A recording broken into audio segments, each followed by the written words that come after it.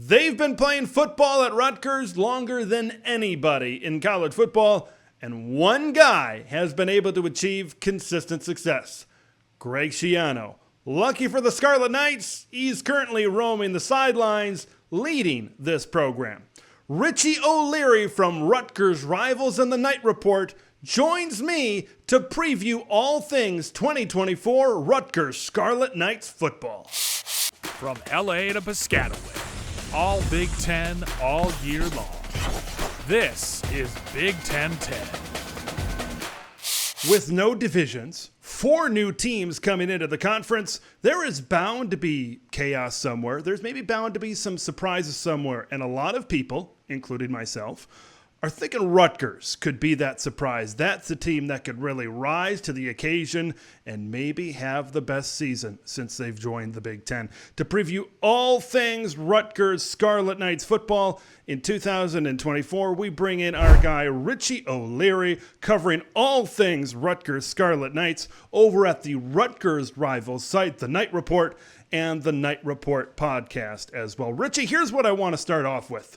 Rutgers played the very first college football game, 1869, right? All the way back against Princeton. And really, one guy has been able to have consistent success at Rutgers, and it's been Greg Schiano. What's the formula? Why does this formula work? Why did it work in the Big East, and why has it looks like it's working right now in the Big Ten? Yeah, I mean, it starts off with only Jersey knows Jersey, and Greg has said it multiple times before. Being a Jersey guy himself, he understands the culture. It's a little bit different. I know probably other 49 states probably hate New Jersey, but New Jersey people love New Jersey at the end of the day. He's just doing a good job of selling that. He's been to all these other programs. He's been to the NFL. You can kind of sell that now. He, like you said, he was the only one that rebuilt Rutgers, and he's doing it all over again. And it's all about culture. It's all about fit. It's all about getting guys that he always said it's all about getting guys that love football. It's not about getting the high 4 stars and 5 stars. Don't get me wrong. Obviously that helps a ton, but it's about getting guys that love football, love the game of football, and will do anything to get to that next level. And he's doing just that. It's been 4 years now since his return, and he's building quite the culture. And you kind of see it now in terms of recruiting rankings and wins and losses now too. Boy, you talk about his development, and then you mentioned 4 stars and 5 stars, and now he's going out and he's getting some of those 4 stars. So what's going to happen in the future kind of when that happens? So it's really steamrolling in the right direction. When we talk about this year's team, usually I start with offense when I preview a lot of these Big Ten teams, but I want to start with defense when it comes to Rutgers, because when I look around at this defense, senior, we could have 11 seniors start on this team, 1 game, 2 games, maybe all the games this season. What does that experience do, and how does that experience kind of translate in Rutgers possibly reaching their full potential in 2024? Yeah, so I mean, bringing back everyone is huge, especially when a couple of these guys probably could have left and could have been not late round, maybe late round and undrafted free agents. They could have made a shot in the NFL at the very least. Now, they did lose a 2nd-round pick in Max Melton at cornerback. Yep. They did lose Deion Jennings, who led the team in tackles, but they returned everyone else. They returned their sack leaders in Mohamed Toure and Aaron Lewis. Wesley Bailey was a sack leader in 2023. So they're just adding, and they also added some people via the transfer portal too, like Malcolm Ray from Florida State. But they overall, they have the same exact defense as last year. And this was, a top 15, I think, when it was all said and done defense. So to return all these guys is huge, and that's going to be their bread and butter under Greg Schiano. It's always defense. Of course, you want to play complementary football and get some offense going, but it's defense first and foremost. When I look at this defense, specific levels and position groups, I want to first start in the middle.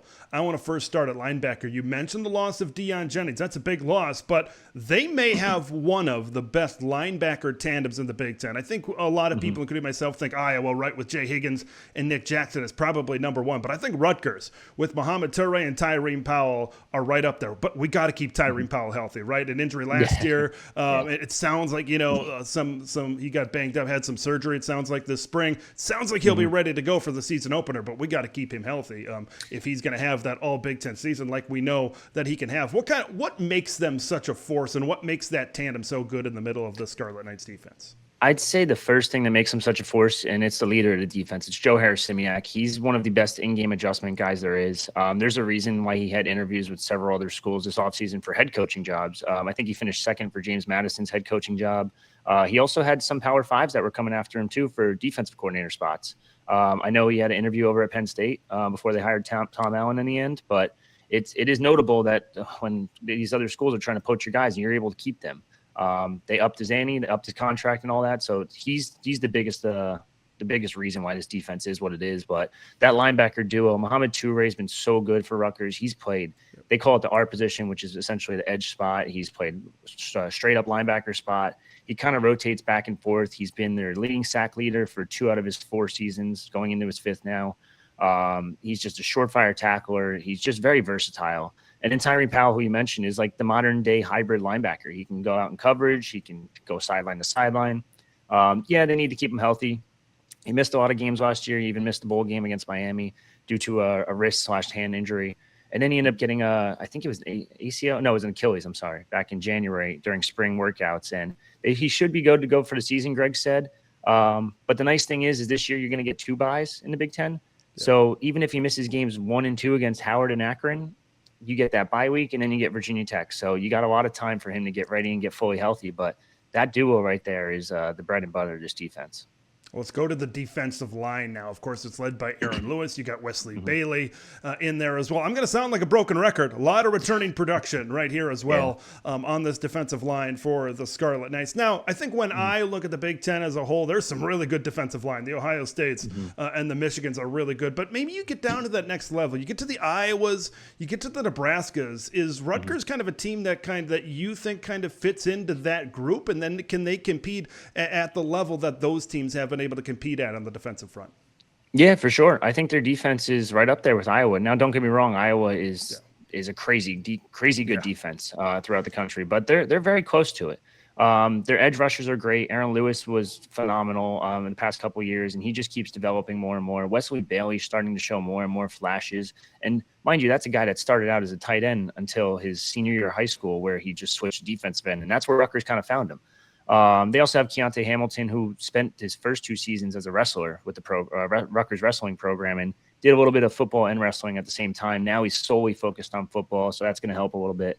And then they bring in Malcolm Ray. Malcolm Ray was a rotational guy for Florida State last year, played a lot of snaps for them, didn't start, but still a key significant piece and contributor for them. So to get him on campus, another veteran.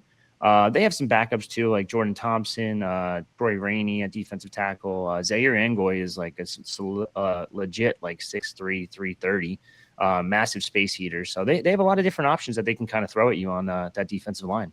Let's move to the secondary. Max Melton, when you lose a guy of that talent, that's a big loss, but here's that broken record again here, Richie. You bring back Robert Longerbeam, all-name team, by the way, in the Big Ten right there. Flip Dixon, Desmond Igbenison, as well, guys who have played a lot of football, guys who have started some football games this year. They gave up the 5th least passing yards in the Big Ten last season. What makes them so difficult to move the ball on through the air?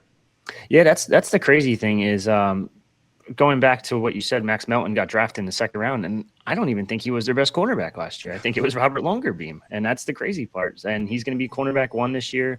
Cornerback 2 is going to be Eric Rogers, who was a transfer last year. That was CB3. Shaquan Loyal was pretty good at safety. Flip Dixon is kind of a hybrid safety linebacker. He can go up in the box if need be. He's a surefire tackler. Desmond Igbenoson's huge at 6'3", like a solid 190, 210, something like that. I know it's a wide range, so I think it's more towards the 210 side. But overall, Greg Schiano is just a very good knack for developing DBs. You've seen it in the past with Logan Ryans of the world and McCourty brothers. Now you're seeing it with Max Melton as a 2nd-round pick. Max Melton, who I just said, didn't even have that good of a year. Had a solid year, not a great year. Had some injuries last year he was working through, but still was able to be drafted in the 2nd round. Even there's some later guys that most people don't know about, like the Trey Averys and Christian Braswells of the world, who got drafted in the 6th and 7th round a couple years ago under Schiano. Schiano just knows DBs better than anyone. He likes the tall, lengthy, athletic DBs who he can kind of mold into his own type of his own prototype, I should say, as a cornerback. And now Robert Longerbeam's a little bit different because that's that speedster type. He doesn't have that build, but he's developed insanely well from a two-star prospect to an all-PFF Big Ten team. So we're going to talk about it later when we talk about the schedule, but Rutgers faces 3 of the new West Coast teams that we know they like to throw the ball around a little bit. So that specific matchup is very intriguing to me. Let's move over to the offensive side of the football. They were propelled by the run game last year. The Big Ten's leading rusher in Kyle Monangai, over 1,200 yards, 8 touchdowns on the ground. He was the bell cow of this offense for the Scarlet Knights last season. Now, as we look towards this season, do you see him in that bell cow role once again, or are we going to see some other guys, maybe the Sam Browns and the Ja'Shawn Benjamins of the world, kind of step up and get more carries? How do you see this kind of run game getting split up? How do you see this run game really shaping out for Rutgers this season? Yeah, I think Kyle Monangai has to be the bell cow again. I don't think there's any question about it. Now, Sam Brown has shown flashes in the past, but he's also been a little bit injury prone here and there. So it is tough to count on him a ton. But again, going back to that Pinstripe Bowl, he showed a couple of those flashes. He, for the beginning of to middle of last season, he really didn't show much. And he was coming back from a foot injury, which makes sense. All right, give him some time. But that last game of the season, he really turned it on, showed some flashes. So if you can get that as a 1-2 complementary type thing, I don't want to say it's going to be like Michigan Corum / Edwards tandem, but it's definitely up there in terms of the Big Ten overall. And I think Kyle Monangai behind that offensive line is going to do a heck of a job again this year. And we'll talk about that offensive line here in just a little bit. It's looking pretty good right now. But before we get to that, let's go to the quarterback position. Okay, so Athan Kaliakmanis from Minnesota, reuniting with his former offensive coordinator, Kirk Shiraka. He transfers in the winter. So you got this battle going on in the spring, and I was able to see it from multiple country miles away that, because they brought him in and the reunion, so to speak, it kind of spelled the end of Gavin Wimsatt in Piscataway, New Jersey. He eventually transfers out there in the spring. How much of a boost do you think that, and what's the confidence, I guess, that Athan Kaliakmanis can provide a boost in the pass game for Rutgers? Well, I mean, listen, you and me both know this pretty well. If you're bringing in a veteran quarterback transfer, they're more than likely going to be the starter. Now, they did have an open competition. I was able to see a bunch of these practices and see them firsthand. And I'm a little surprised that Greg actually said this recently in an interview because he's usually very quiet about this stuff, usually doesn't say much. But he came out and flat out said Athan ran away with the job. This was Athan's job. He was just a better quarterback and the more accurate quarterback. That's what it came down to at the end of the day. Last 2 seasons, Gavin Wimsatt was the most inaccurate quarterback in all of college football. Yeah. It's not good when you have that one season, but when you have it 2 seasons in a row, that's not going to win you games. Now, he had a dual threat ability to him, which is always nice to have, especially in today's day and age of college football. But Athan does have legs himself. I wouldn't count him out in the run game at all. But regardless, you want the more accurate quarterback. There were too many balls last year that were just sailed over people's heads, just easy passes, little dump offs that were 100-mile-per-hour rockets at guys' chests or just 20 yards over their head. And this is the big difference maker here. If you can complete a couple of those passes, I think you could have won like 9 games last year, to be honest with you, if you're Rutgers. They were leading at halftime against Ohio State. They were leading at halftime against a couple of different programs. Well, Iowa was one of them. So, I mean, you change a couple of those passes here or there, and they might be able to win those games. Boy, you go back to that Wisconsin game, right? That pick, that interception, right? I think it was late in the half that went all the way back. That was such a key shift in that game as well. When I look at Athan Kaliakmanis, when he's good, he looks good, but it's just figuring out the consistency and being consistently good. Now, in order for him to be consistently good, I think it helps to have some of these weapons that Rutgers is bringing in on the outside. Monmouth transfer, Dymere Miller. Man, he's a guy that I think could be a playmaker in this offense.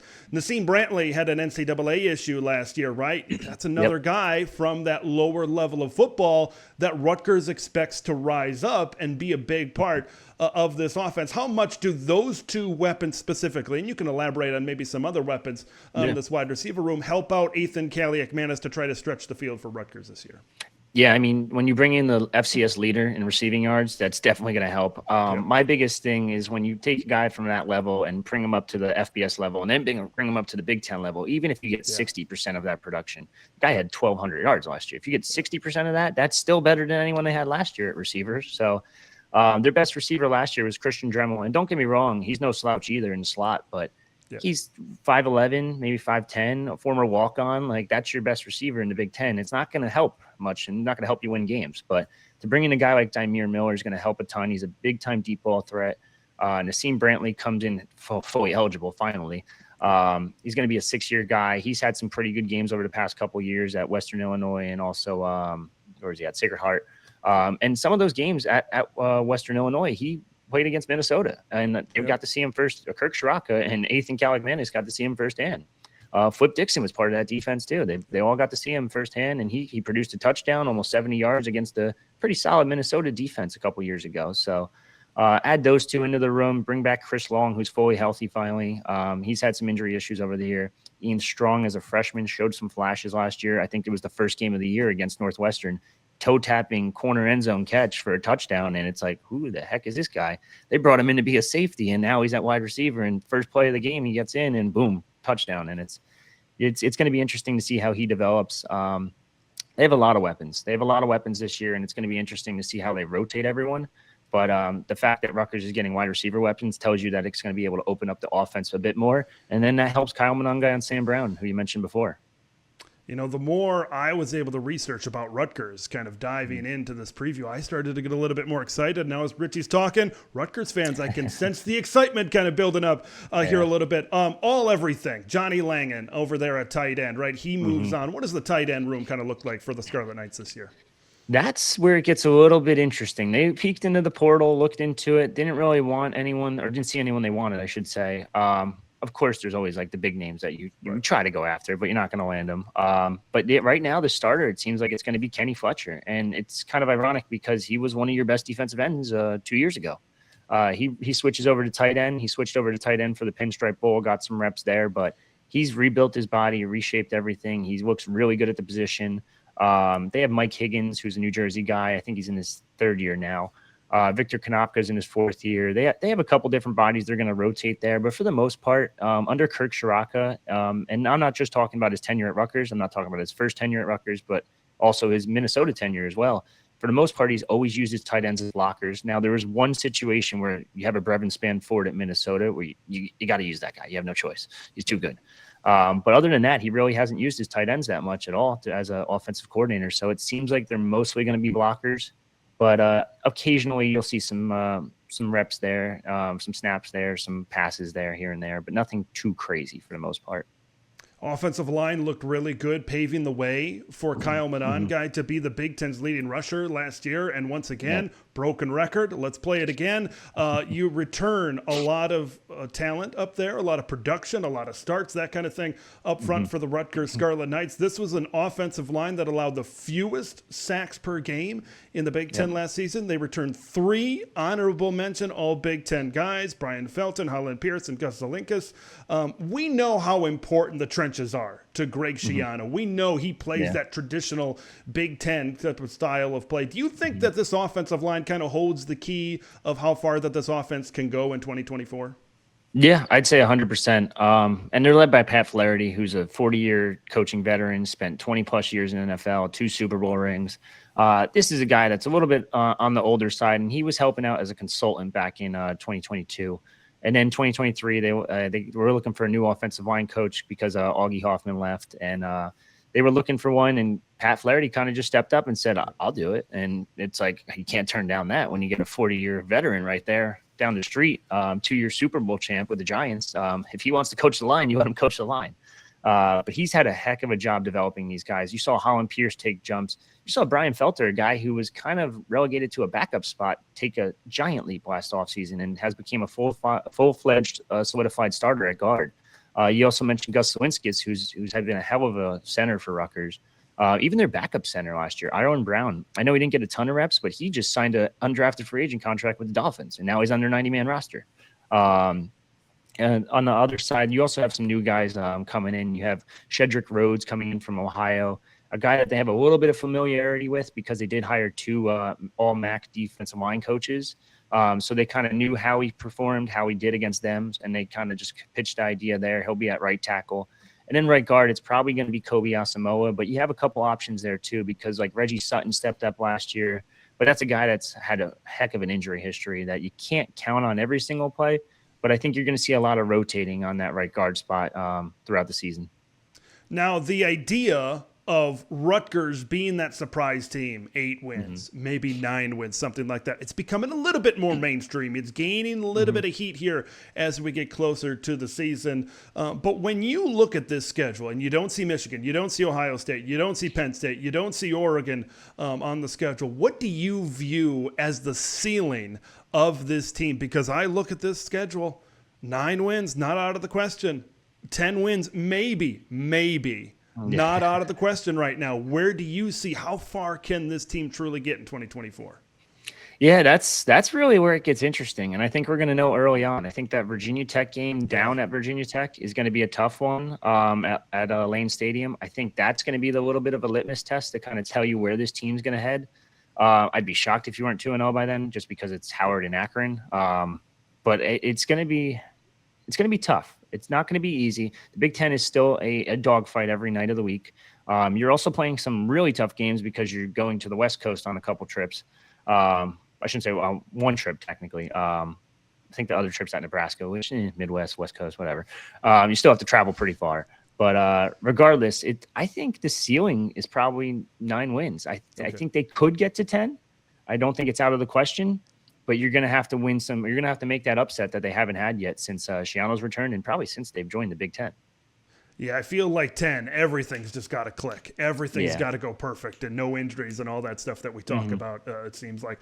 Well, let's talk about this. We teased it earlier in the show, and now we're going to get into it. Rutgers faces off with 3 of the 4 new West Coast teams to join coming in from the Pac-12. They play home against Washington on a Friday night, earlier in the schedule, and then back-to-back weeks, home against UCLA and at USC. That's an after-dark game as well there on a Friday night. Which new Pac-12 teams coming in do you think presents the biggest challenge for the Scarlet Knights? I think it's USC. Getting Washington at home on a Friday night, that crowd's going to be a little bit crazy. I think they have a good shot there, especially because they have to travel across the coast. Having UCLA come to campus is definitely going to be and it's homecoming, so it's still another good crowd there. I think going out to USC, playing on a Friday night and playing at 11 p.m. Eastern time is going to be very tough. I know after talking to some people, they've joked about like some of the older coaches on staff, like Pat Flaherty and like Kirk Sirocco, like, hey, like you guys got to stay awake. Like you got to be drinking coffee like all night long, basically. This game's not going to end till like 2 a.m. at least. So on Eastern time, at least. So that's going to be the toughest challenge. And plus Lincoln Riley's a hell of a coach. I know he lost Caleb Williams. He lost a couple other weapons, but he's still a heck of a coach at the end of the day. They still reload on talent every year at USC. So between the kickoff time and the coach and the talent they have, that's going to be the toughest one of the 3 by far. Boy, those games for USC, like against the Rutgers of the world and the Michigans of the world, those are the clash of styles that we're going to love here this season. It's going to be an exciting year for Rutgers. I'm looking forward to seeing them take the field. Richie, it's great as always to talk to you. Looking forward to watching some Scarlet Knights and seeing the coverage over at the Knight Report this season. Yeah, thanks again for having me, and hope we can do this again soon. Thanks for watching Big Ten TED, where it's all Big Ten all year long. Make sure to like the video to spread the word of Big Ten TED to the masses, and subscribe to the channel for updates on Big Ten content that drops every day.